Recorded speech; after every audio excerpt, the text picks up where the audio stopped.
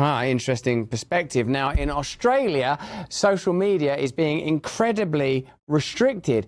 Under 16s won't be allowed on it. And sort of as a parent, you can see why restricting children's access to social media, it might in some ways be sensible. On the surface, it looks okay. But do you imagine that this might be used at some point to legitimise further censorship? Social media is doing harm to our kids, and I'm calling time on it. Do you reckon that really across the world they're going, oh no, we don't want another Trump. Let's start legitimising mass censorship of social media, first of all by protecting children, then by protecting adults who really are just furry children. Time on it. I've spoken to thousands of parents, grandparents, aunties and uncles.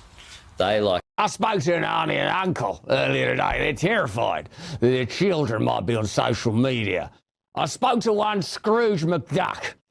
He was terrified that Huey, Dewey and Louie could be influenced into thinking anything other than the opinions that are sanctioned by the state.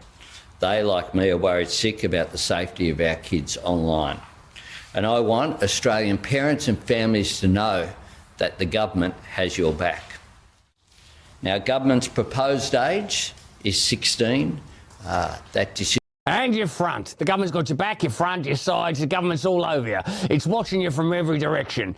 Think of yourself as the government's nephew. We're going to protect you for as long as it's convenient. And then you might have some nephew duties that you may not enjoy. That decision was made in Cabinet on Monday. And that proposal will go to the National Cabinet meeting that I'm convening online, a virtual meeting tomorrow morning. It's virtual. I'm actually doing it on social media. The irony.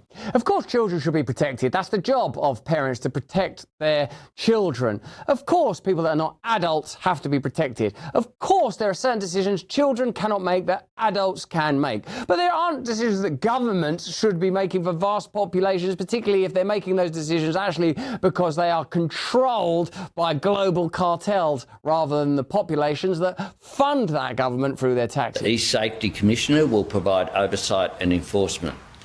The legislation will come into force 12 months after passage. There will be a review of the legislation following its commencement to make sure this is world-leading legislation. We want to make sure that it is got right. We've got to get it right. Like other world-leading legislation, we got to get it right. We got to get it right when we banned X from the world, actually. Why stop at Australia?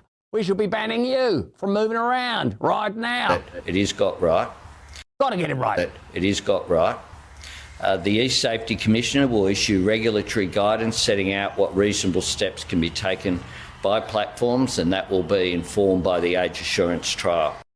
OK, well, can you trust Australia? And do your governments have your best interests in heart, or are they, in fact, the servant of interests that are very difficult to access through the ballot box? We're going to be making some changes, it seems, around here.